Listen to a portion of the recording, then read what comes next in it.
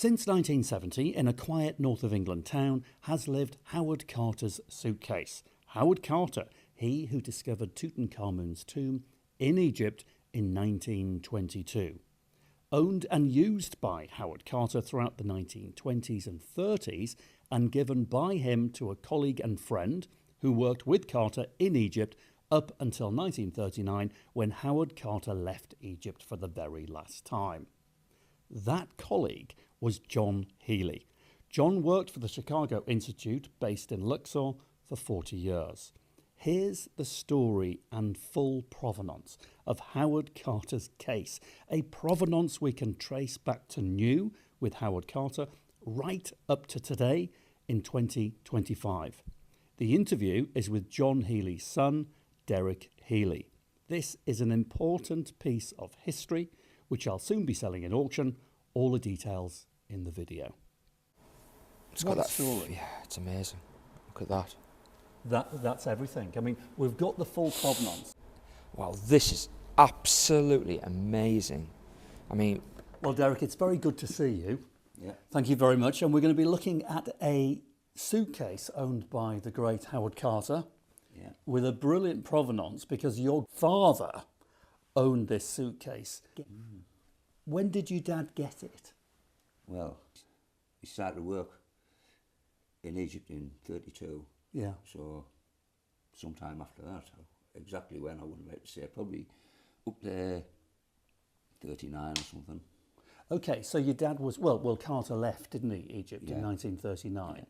So just tell our viewers here, how did your dad get to own Howard Carter's suitcase? And we'll talk about the initials here, which prove it is Carter's. Your story proves it is. But what was the connection between your dad and Howard Carter? Well, my father worked for the University of Chicago Right. in Egypt from 1932.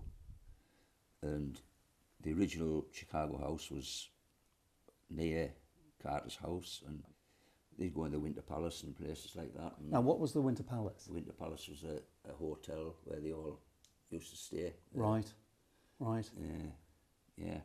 Can you imagine those days? Now, I think you probably can imagine those days, because you spent some of your childhood there with your dad, didn't you? Yeah. So tell me about that. From 3-year-old up till 14-year-old. Wow. Three times, eight months a year. What an adventure that must have been for a young lad Yeah. in Egypt. Especially when I was 14, I knew what I was doing. 14, young man. Yeah. You know, having a whale of a time. So you were staying, where did your dad have a house there? No, we lived in Chicago house. Chicago House, which is part of the museum, of the... Luxor, in yeah, Luxor, of course, right, okay. So did you have like an apartment there? We had rooms up on the first floor. Right. Yeah. And what was your dad's role then? I'm just trying to get the connection. We know he's got a connection to Carter because this was Carter's case. Let's have a look at the case for a moment. It's 1920s, maybe 30s, but it's that thing. It's definitely Carter's because of the initials on the top. We've got lots of records online of cases made for Carter. Now, he left in 39. Your dad had been in Luxor with Carter for at least 7 years. Yeah. So he obviously knew him, working with him, or in the bar on an evening with all the expats. That must have been interesting. But I just want to tell the viewers, first of all, about the initials and why the initials are so seemingly odd. So we have, don't we? Yeah. H.C. Howard Carter, fair enough. And then we've got a back to front C, which means that when you spin the case around and it's coming off a boat or later an airline, you can't get Howard Carter's case mixed up with anybody else's, because now we have H.C. again. Now, this was vitally important because Carter didn't want to get his case mixed up with anyone else, because, you know, we know Carter, he who discovered Tutankhamun's tomb. Yeah. I know that he was travelling backwards and forwards to England, just like your father was. So the guys would go out in what month? He go out in September. September for 8 months. Yeah. So your dad and Carter and the rest would go every September. So that case travelled with Carter in the 1920s, possibly, certainly the 1930s, backwards and forwards, Luxor to Kensington, Carter's apartment. Now, it'd be vitally important for Carter not to lose his case, because that case certainly would not have just carried clothes, Derek. It would have carried important documents, papers, and crucially, artifacts. We know that Carter was transporting artifacts and important papers backwards and forwards from Egypt to England. And of course, those that know the history of Howard Carter, a great man, him and Lord Carnarvon, we know that Carter was moving objects around. He even became a dealer in ancient artifacts, in antiquities. And there's been lots of suggestions that he handled, items that He shouldn't have. he shouldn't have. You've heard these stories. Yeah. Did your dad ever mention those stories? No, not really. He didn't. Why? Do you know of any of those kind of stories that objects? I've heard them, yeah. Yeah. Well, tell us what you've heard, because you are a man who's had actually hands-on experience of being in Egypt. Why, he was in parts of the tomb where he shouldn't have been before he said he was. Who are you talking about? Carter. Carter, yeah. Yes. Yeah. Yeah. That is the rumour. There's rings turned up, I know that Yes. with Tutankhamen's on, and they reckon it came out of the tomb, but Yes. they sneaked them out. But you don't know how right it is, do you? Well, I think after he died, who was the author of this book? Because we're going to talk about, not the author, who signed this book? Who was Harry it? Burton. Harry Burton. Harry Burton. We're going to talk about that in a moment, because that was Carter's book as well, given to your father. Yeah. That's going to go with the case. Harry Burton, who was a very well-known photographer, Egyptologist, and worked on the Tutankhamen tomb with Carter and catalogued, photographed all of the artifacts. They became firm friends. Yeah.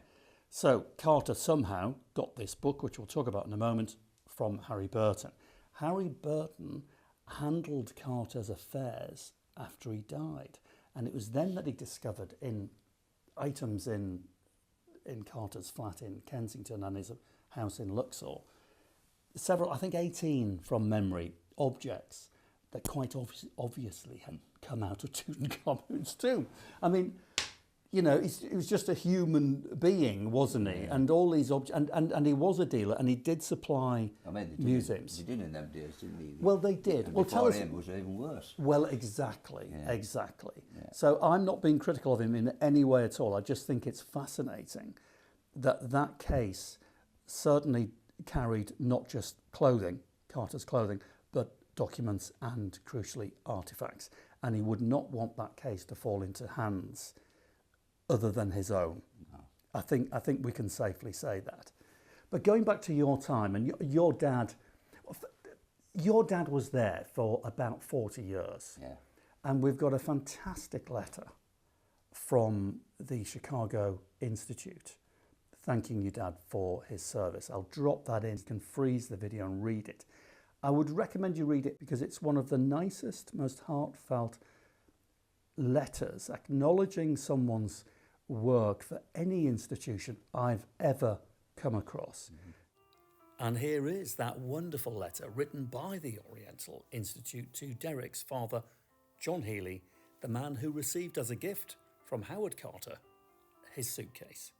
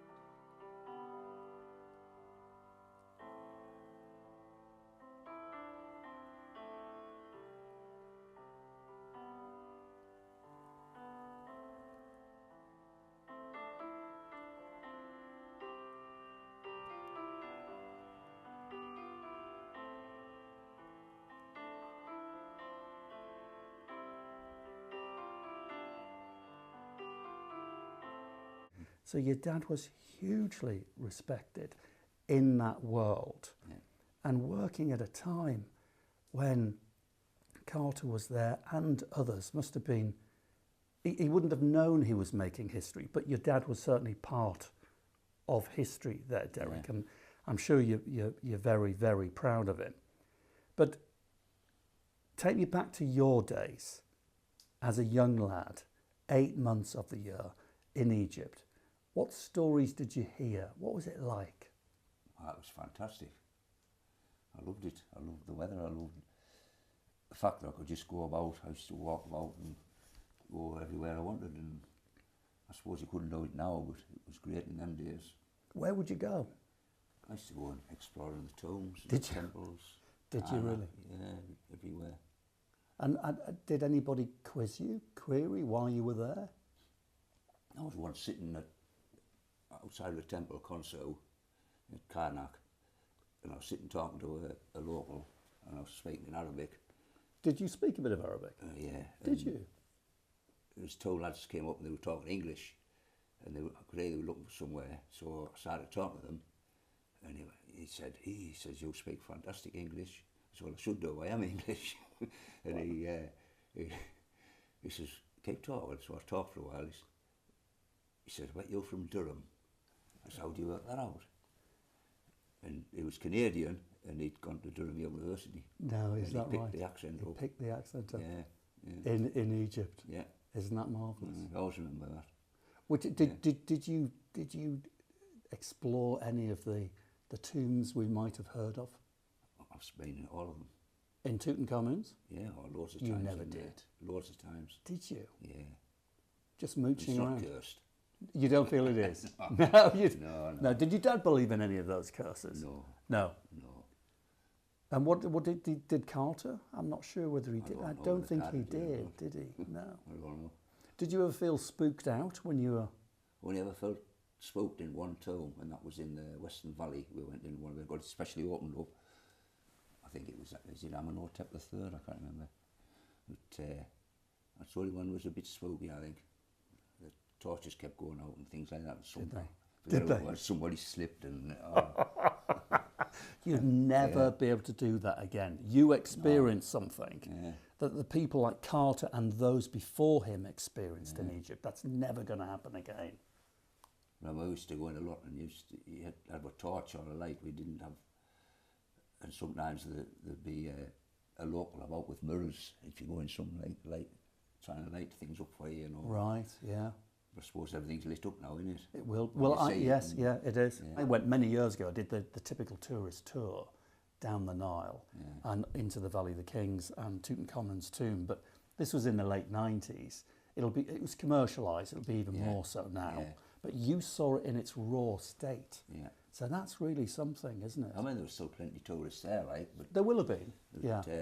they couldn't go everywhere, but we had like pass cards, so we could go places where they couldn't. Well, why would you have a pass card? With working with my dad and that. Right. Just because you were the son of him. I suppose so, yeah. But what was your dad's official role then in Egypt?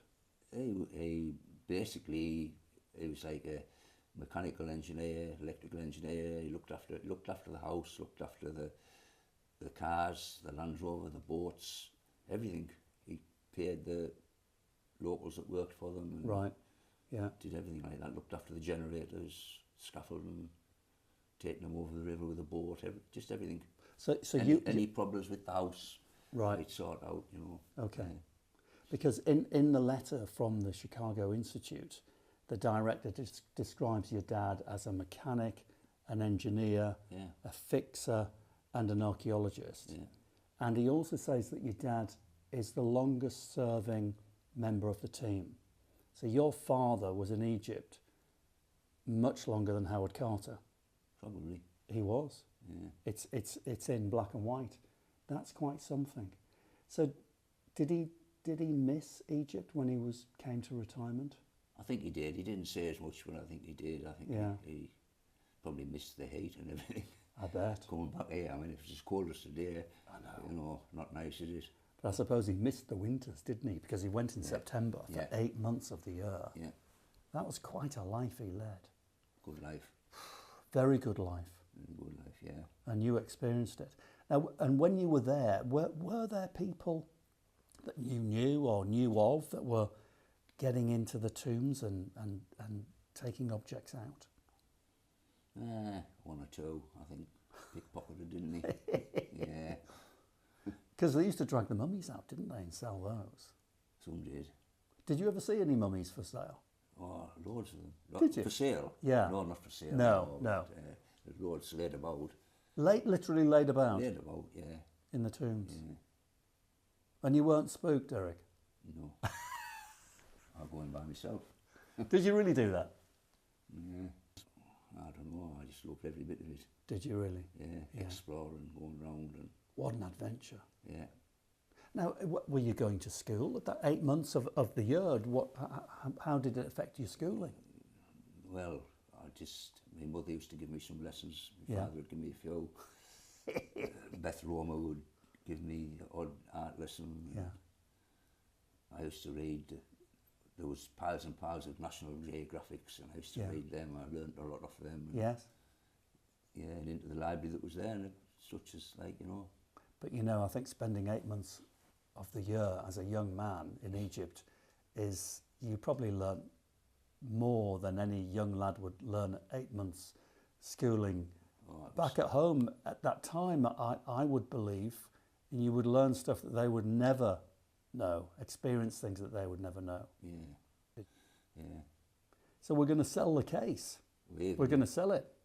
Good. Yeah. Now we've got a book here as well, so let's talk about this.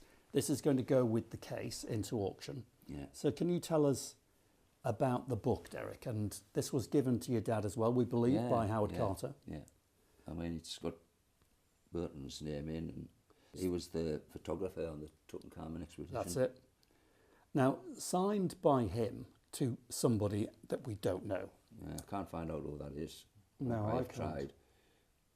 Now, Harry Burton was only 19 in 1898. Yeah. Yes, he was only 19. So this is pre him knowing Carter and dedicated to someone else. How Carter got this book, we don't know. We just have to guess. But Carter seemingly gave the book with the case to your dad. Yeah. What a great connection. He probably read it, and when Carter first went there. That's right. It's good for him to read. Yeah. Because actually this book was produced, I think, by the Thomas Cook travel agents. Yeah. So anyone who toured down the Nile from 1890 onwards, because this is a first edition, would be given a copy of this for them to navigate their way down the Nile. So I suppose everybody, including Carter, including your father, would have read that book. Yeah. It's like probably a beginner's guide to... I've read it. Have you read it? Yeah. It's interesting. As a first edition in good condition. There is I don't know whether you'll be able to see it or not. There is some scribbling in the back.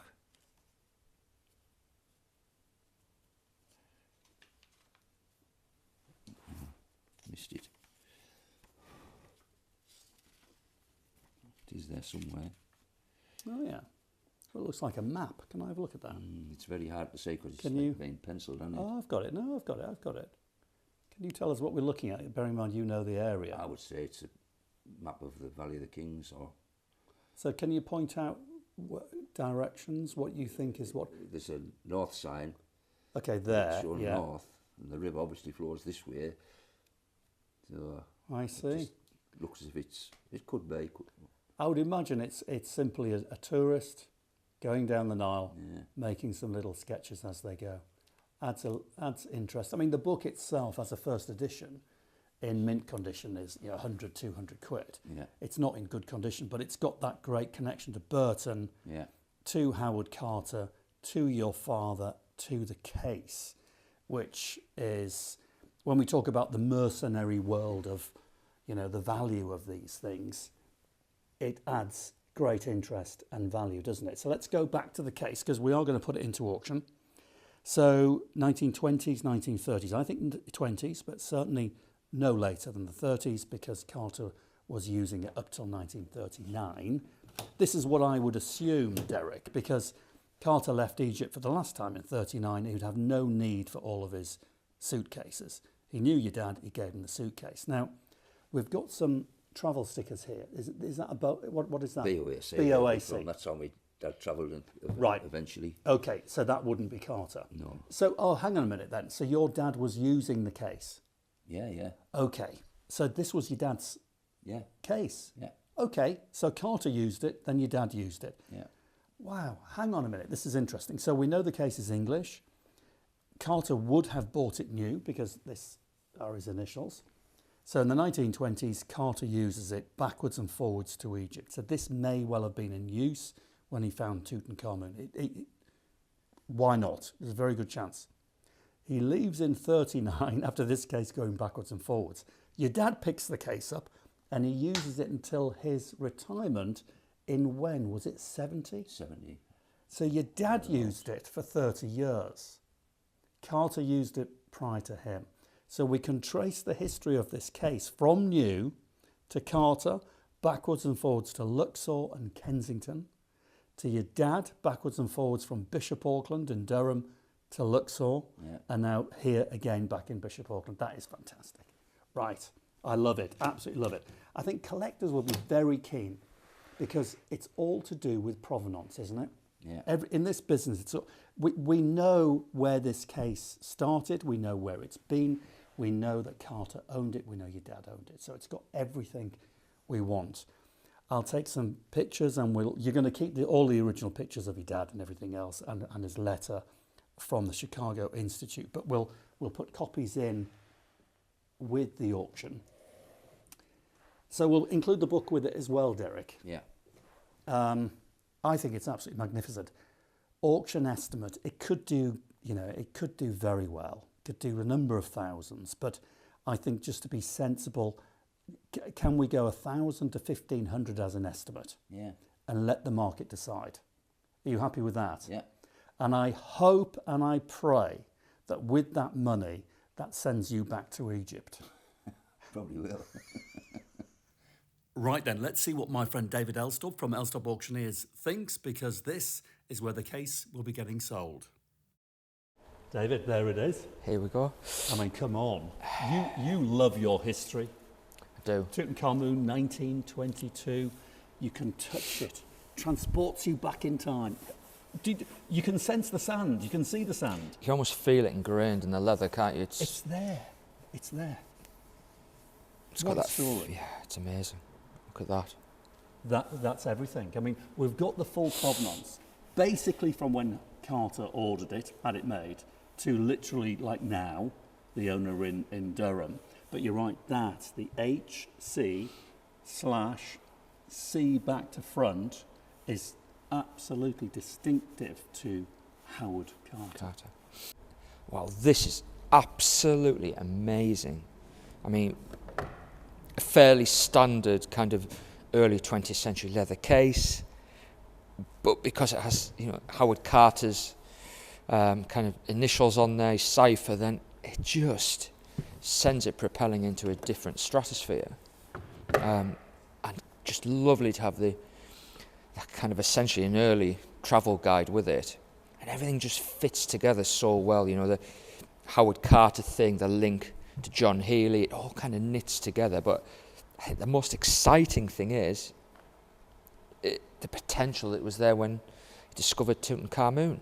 And there's every possibility that it was there. It's absolutely fabulous.